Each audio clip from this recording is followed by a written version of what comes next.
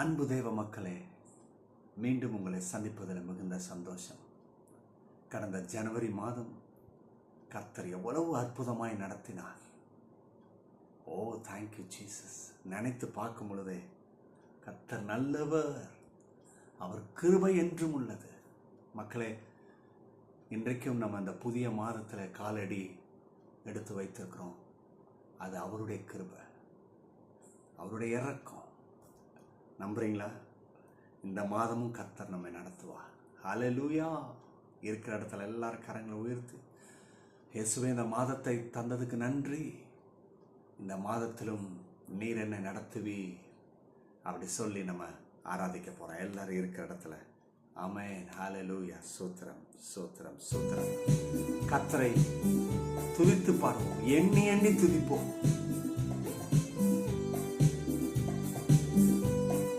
ஆமென்.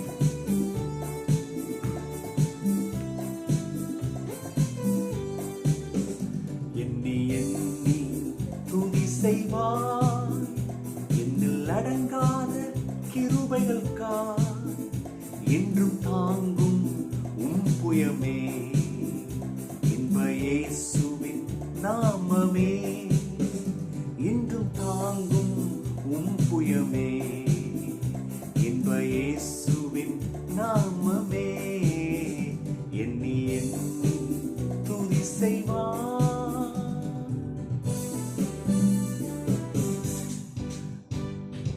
உன்னை நோக்கும் எதிரியின் கண்ணின் முன்பில் பதறாதே, உன்னை நோக்கும் எதிரியின் கண்ணின் முன்பில் பதறாதே, கண்மணி போல் காக்கும் கரங்களில் உன்னை மூடி மறைப்பாரே, கண்மணி போல் காக்கும் கரங்களில் உன்னை மூடி மறைத்தாரே, எண்ணி எண்ணி துதி செய்வார். ஆமென். யோர்தான் புரண்டு வரும் போல் எண்ணற்ற பாரங்களோ, யோர்தான் புரண்டு வரும் போல் எண்ணற்ற பாரங்களோ, எலியாவின் தேவன் எங்கே உந்தன் விசுவாச சோதனையில், எலியாவின் தேவன் எங்கே உந்தன் விசுவாச சோதனையில், எண்ணி எண்ணி துதி செய்வார்.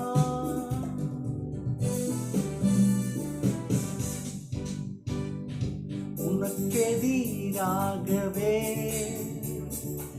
ஆயுதம் வாய்க்காதே, உனக்கெதிராகவே ஆயுதம் வாய்க்காதே, உன்னை அழைத்தவர் உண்மை தேவன், அவர் தாசருக்கு நிதியவர், உன்னை அழைத்தவர் உண்மை தேவன், அவர் தாசருக்கு நிதியவர், நீ துதி செய்வார், என்னல் அடங்காத கிருபைகளுக்காய் இன்றும் தாங்கும் புயமே, இன்ப இயேசுவின் நாமமே, இன்னும் தாங்கும் புயமே, இன்ப இயேசுவின் நாமமே, எண்ணி எண்ணி துதி செய்வார். ஹல்லேலூயா. எத்தனை பேர் நம்புறீங்க? ஹல்லேலூயா. இருக்கிற இடத்துல இந்த கர்த்தருடைய பிரசன்னத்தை உணர்ந்து எண்ணி எண்ணி துதிங்க. கர்த்தர் செய்த நன்மைகள், கர்த்தர் உங்கள் வருமானத்தில் இருந்தார், உங்கள் குடும்பத்தில் இருந்தார், நீங்கள் வேலை செய்கிற இடத்துல இருந்தார், உங்களுடைய படிப்பில் இருந்தார், உங்கள் பிள்ளைகளுடைய படிப்பில் இருந்தார், நீங்கள் ஒவ்வொரு நாளும் சாப்பிட்ற சாப்பாடு ஆரோக்கியமாக இருப்பது அவருடைய கிருபை, நீங்கள் போக்கையும் வரத்திலையும் அவருடைய நன்மையும் பாதுகாப்பையும் எடுத்து பார்த்தீங்களா, அது அவருடைய இரக்கம், அவருடைய தயவு. எத்தனை பேருக்கு நான் சொல்கிறது வழங்குது? இந்த காலவேளையில் கர்த்தரை எண்ணி எண்ணி துதிங்க. எண்ணி எண்ணி இயேசுவே நன்றி, என் போக்கையும் வார்த்தையும் ஆசீர்வதிங்க, நன்மையால் இரக்கத்தால் முடிசு. ஓ நன்றி. இந்த ஜனவரி மாதத்தில் முழுவதும் கடந்து அதை முடிக்க கர்த்தரே கிருபை பாராட்டினார். நம்புறீங்களா? கர்த்தரே இறங்கினார். ஆமா மக்களே, இந்த காலவெளியில எல்லாரும் அதை அறிந்தவர்களா வாயத்திறந்த இயேசுவே தெய்வமே, விவரிக்க முடியாத உங்க அன்புப்பா. அந்த உலகத்துல எங்கேயுமே நான் பார்க்கல. விவரிக்க முடியாத அன்பு. எத்தனை முறை நம்ம விழுந்தோம், எத்தனை முறை செய்யக்கூடாததை செஞ்சோம். அவர் கிருபை மாறல. பார்த்தீங்களா? அவர் மாறல. ஏன் தெரியுமா? அவர் உங்களை, அவருடைய பிள்ளைகளை ஒவ்வொருவரையும் அதிகமாக நேசிக்கிறார். வாழ வைக்கணும், கீழே இருந்து மேல வரணும். எல்லாரும் இருதயத்தை உயர்த்தி, உன்னதமானவரே நன்றி, சர்வ வல்லவரே, நான் உங்களுடைய நிழலில தங்க எனக்கு கிருபை செய்யுங்க. இந்த புதிய மாதத்துல நிறைய டாஸ்க் இருக்கலாம். இதை செய்யணும், இதை முடிக்கணும். நம்முடைய பிள்ளைங்க பப்ளிக் எக்ஸாமுக்கு போறாங்க. காலேஜில் படிக்கிற பிள்ளைங்களுக்கு செமஸ்டர் எக்ஸாம், நிறைய டாஸ்க். நம்முடைய வேலையில முன்னேற்றம், சில காரியத்தை செஞ்சு முடிக்கணும். இன்னைக்கு அநேகர் மிஷனரிகள், ஊழியக்காரங்க அறுவடையே பார்க்கல, ஆத்தும அறுவடையும் பார்க்க முடியல, சமாதானத்தை பார்க்க முடியல, நல்ல வாழ்வை பார்க்க முடியல. இயேசுவே எனக்கு இறங்குங்கன்னு சொல்லி கதறிக்கொண்டிருக்கிற மக்களே, உங்களுடைய கதறலை அறிந்தவர் கர்த்தர் பதில் செய்வார். உங்க கண்ணீரை துடைப்பார். அநேக பெற்றோருக்கு தங்களுடைய பிள்ளைகளை குறித்து பார், குறிப்பா வாலிப பிள்ளைங்க, என் பிள்ளை கனமுள்ள காரியத்தை செய்யணுமே.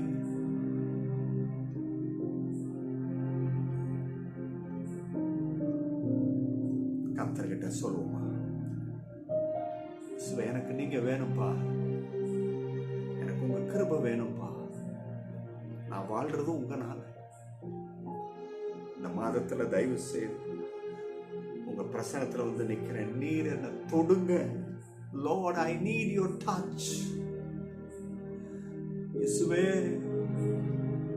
இந்த காலவெளியில நான் உங்க பார்க்காம போக மாட்டேன். நீர் எனக்கு வேணும். உங்களாலதான்ப்பா நான் சேனைக்குள்ள பாய்ந்து சொல்ல முடியும். உங்களாலதான் நான் மதுளை தாண்ட முடியும். இரக்கம் உள்ளவரே இறங்குங்க. கடன் பிரச்சனை இருக்கலாம்,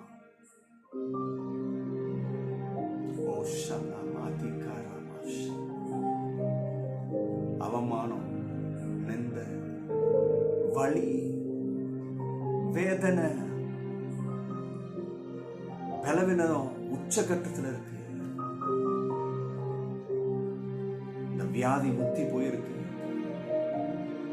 நான் உங்களுக்கு ஒண்ணு சொல்லட்டும், என் கர்த்தர் உங்க நிலைமையை மாற்ற முடியும். எதுவா இருக்கட்டும், எப்படி இருக்கட்டும், இன்றைக்கு கர்த்தர் உங்களை சந்திக்கிறார். உங்களை மாற்ற முடியும். நம்புறீங்களா? உங்க நிலைமை இப்படியே இருக்காது. இந்த மாதம் என் கர்த்தர் மாற்றுவார். சேமத்தை தருவார், நன்மை தருவார். இயேசுவே, உத்தம பிரதான ஆசாரியரே, எங்களுடைய சுயநிதி நம்பி உங்ககிட்ட வரலப்பா. உங்களுடைய அளவற்ற கிருபை இரக்கத்தை நம்பி வந்திருக்க. இறங்குங்கப்பா, இறங்குங்க. இந்த மாதத்துல பிள்ளைகள் ஜெயம் எடுக்க, ஜெயமுள்ள வாழ்க்கை எடுக்க நீங்க கிருபை செய்யுங்க. இப்பொழுது உங்க வார்த்தைக்காக காத்துட்டு இருக்கிறேன். உங்க வார்த்தையில எங்க கூட இடைப்படுங்க. ஆமென், ஆமென். கர்த்தர் கண்டிப்பாக நீங்க இடைப்பட போவதற்கு நன்றி. ஓ நன்றி, சோத்திரம். கர்த்தர் கண்டிப்பாக பெரிய காரியங்களை நீ செய்வீர்.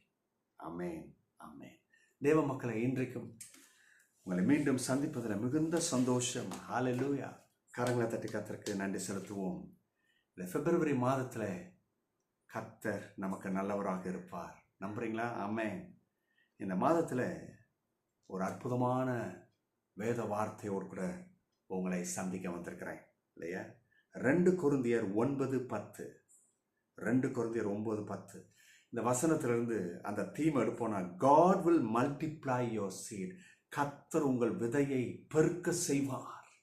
ஆமென். கரங்களை தட்டி துதிங்க. இந்த 2 கொரிந்தியர் 9:10 என்ன சொல்லுது அதை வாசிக்கிறேன். காது கொடுத்து கேளுங்க, தயவு செய்து கேளுங்க. இது உங்களை பற்றி, உங்க குடும்பத்தை பற்றி, உன்னுடைய வெற்றியை பற்றி, உங்களுடைய சுகத்தை பற்றி, உங்களுடைய வாழ்வை பற்றி கர்த்தர் என்ன பத்திரம் எழுதி வச்சிருக்கிறாருன்றதை வாசிக்கிறேன். விதைக்கிறவனுக்கு விதையும். யார் யார் விதைக்க போறா? ஒண்ணுமே செய்ய போறதில்ல, அவ்வளவுதான். இதுவரை ஒண்ணுமே நடக்கல, இனிமேல் எங்க நடக்க போகுது அப்படின்னு சொல்றவங்களுக்கு இல்ல. விதைக்கிறவனுக்கு இல்ல, இந்த மாசம் நான் வெற்றி எடுப்பேன். ஏன்னா ஒருவேளை நான் தோத்து போயிருக்கலாம், அவமானத்தை வாங்கியிருக்கலாம், பரவாயில்ல. ஆனால் இந்த மாதம் கர்த்தருடைய வேத வார்த்தை எடுத்து விதைப்பேன். ஏன்னா அதில் ஜீவன் இருக்கு.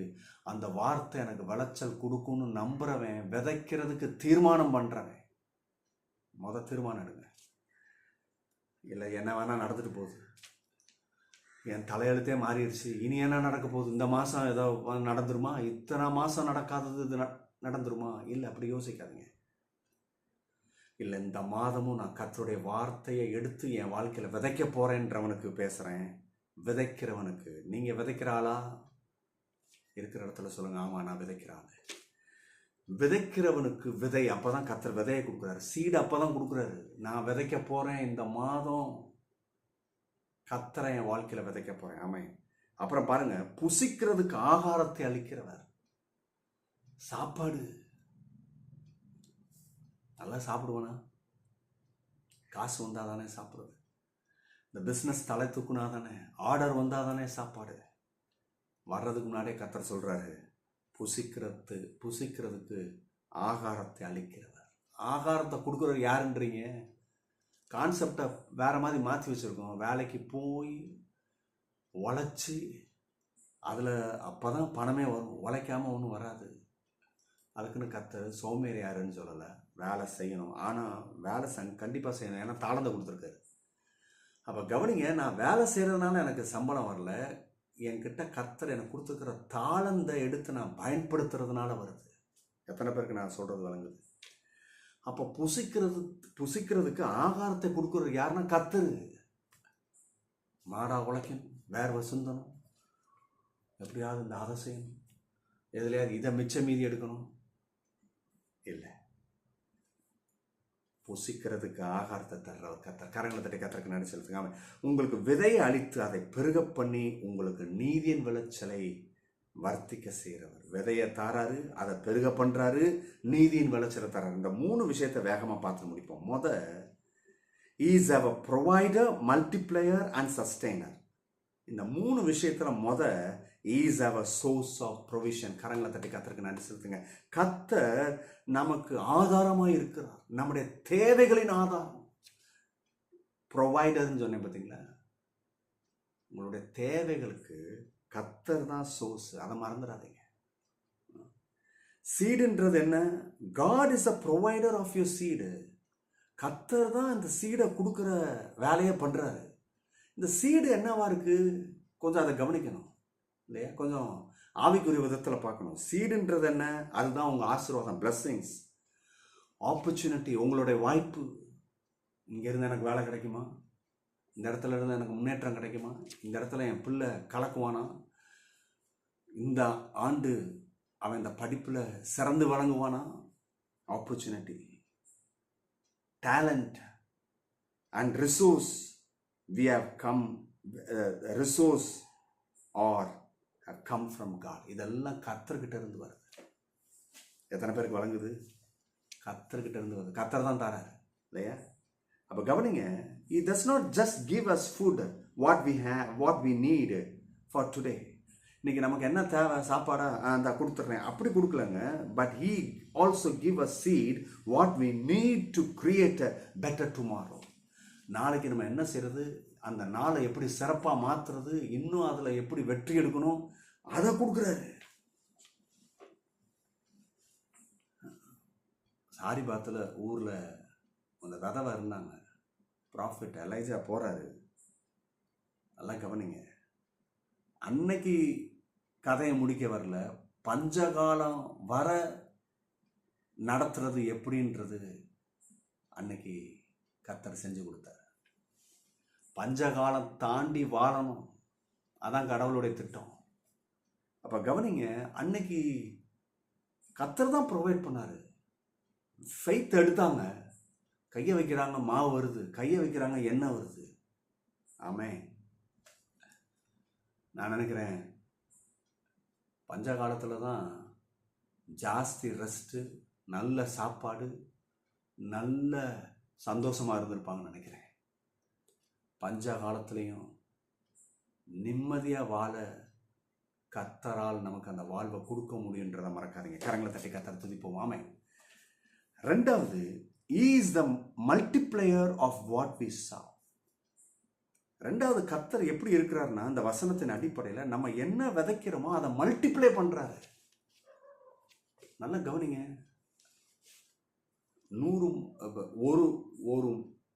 ஒரு மூட்டை, ஒரு சிப்போன்னு வாங்க, ஒரு மூட்டை நெல்லை விதைச்சா அது கரெக்டான லாஜிக் பிரகாரம் சொன்னால் இப்போ வர்றதில்ல.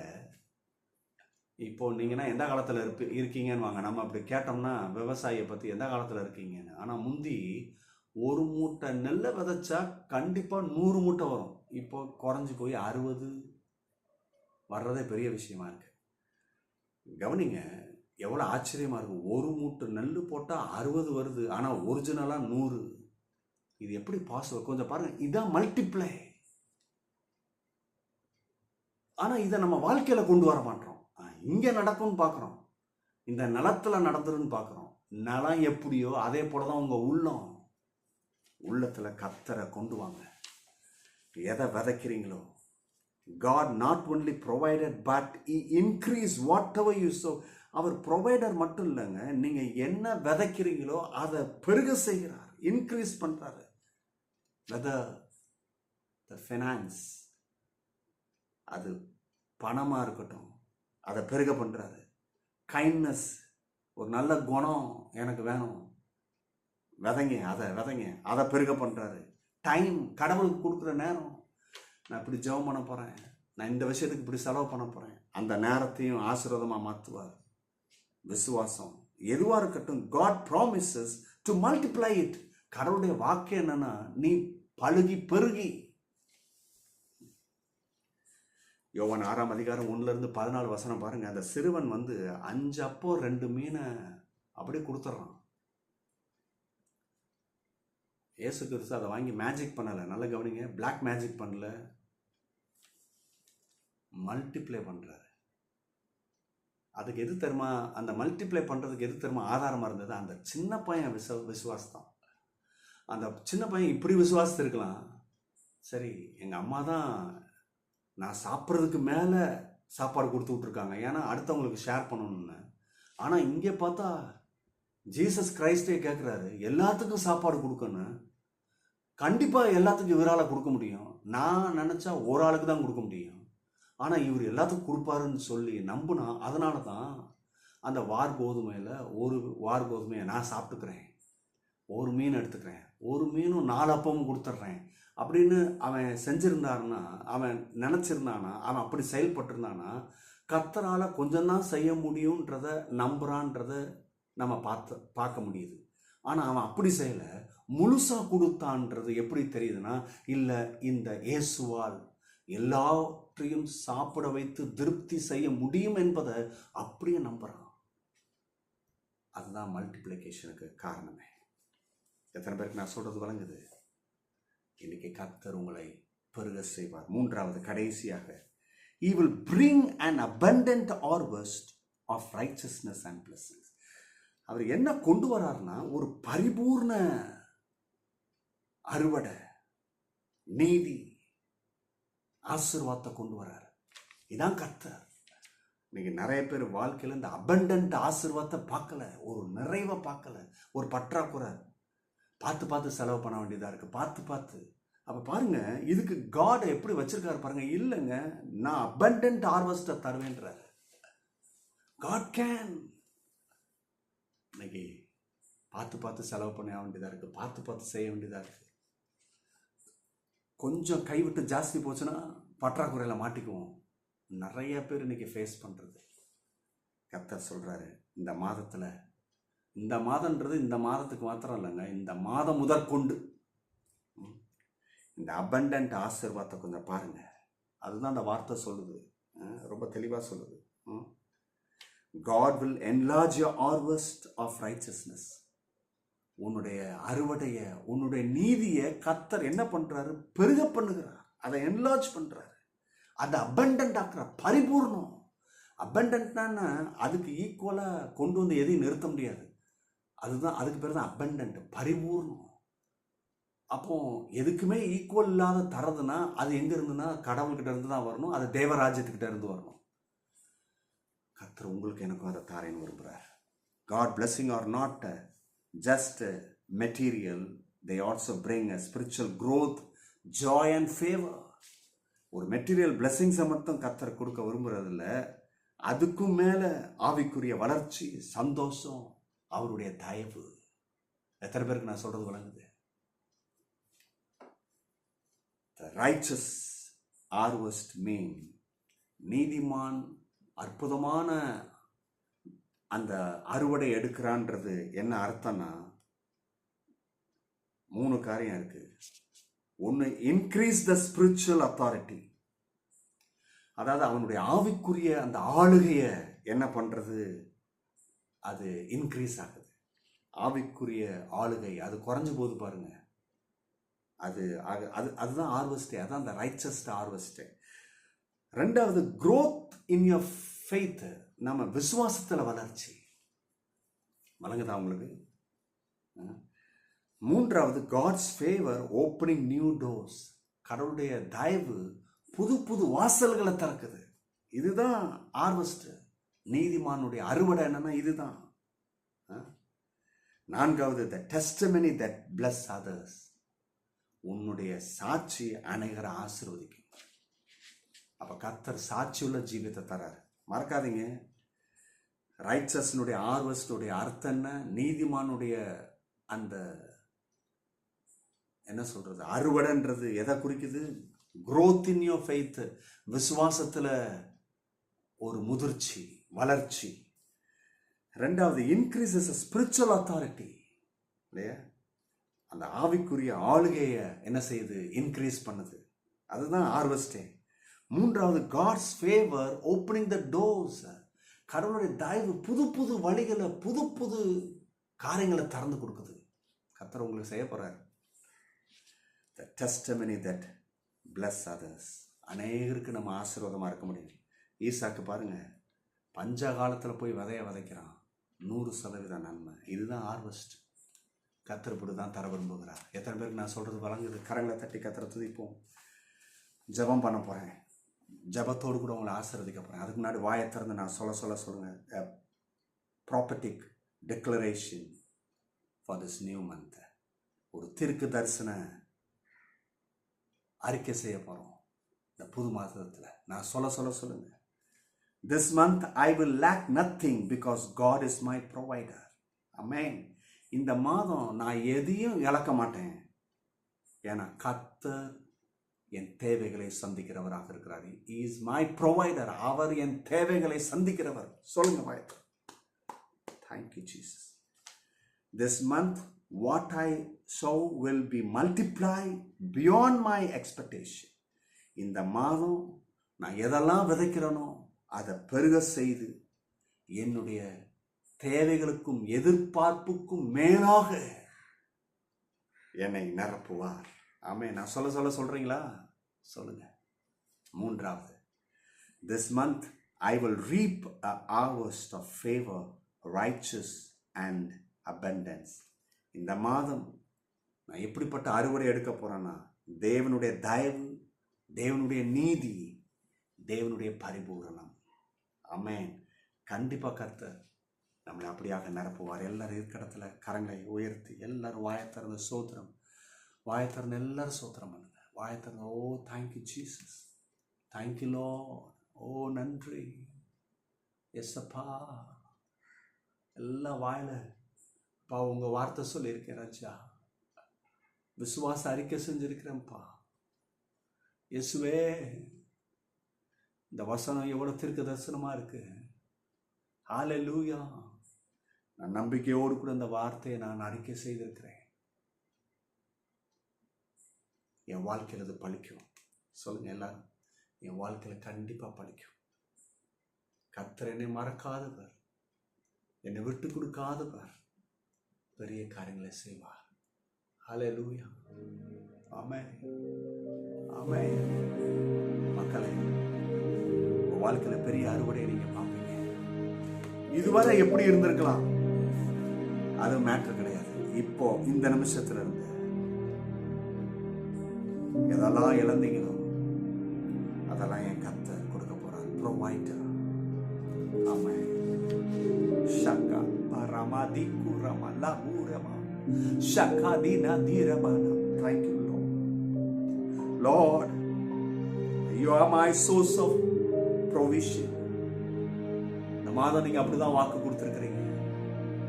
நான் அந்த வாக்கு தத்தத்தை பார்த்து மத்துதிக்கிறேன். இன்னைக்கு இந்த நேரத்தில் ஜெபித்து கொண்டிருக்கும் பொழுது அப்பா அந்த சீடை கொடுங்க. அந்த பிள்ளைகள் தாகத்தோடு கண்ணீரோடு கூட நிக்கிறாங்க. அந்த சீடை கொடுங்க, அந்த விதையை கொடுங்க.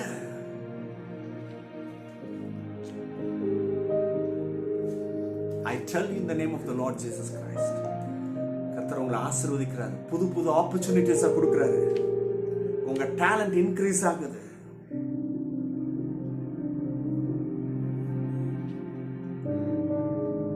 ரிசோர்ஸ். ஹல்லேலூயா. இரண்டாவது, மல்டிப்ளை. கர்த்தர் நம்மளை பழுக செய்கிறவர், பெருக செய்கிறவர். கையை தூக்கி சொல்லுங்க, இயேசுவே என்னைய சந்ததியும் பழுக செய்யுங்க, பெருக செய்யுங்க. என் குடும்ப ஜீவியத்தில், என்னுடைய வேலையில, படிப்புல, என்னுடைய தொழில்ல, என்னுடைய வேலையில பெருக செய்யப்பா. யாராலும் பெருக செய்ய முடியாது, நீர் மாத்திரம். God not only provider, He is an increaser.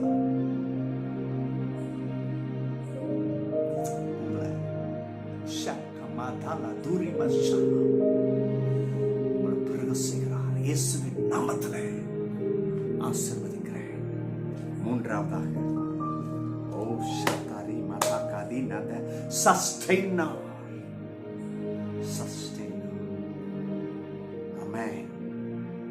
abundant blessings கொடுக்கிறவர், கொடுத்து சஸ்டெயின் பண்றவர்.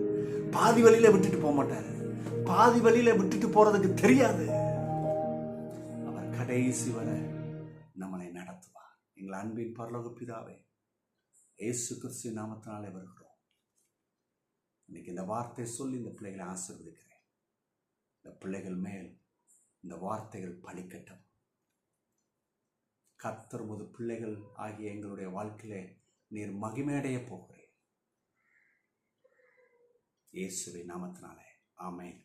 God bless you. கர்த்தர் உங்களை ஆசீர்வதிக்கிறார். போய் கொண்டாடுங்க. Bye bye.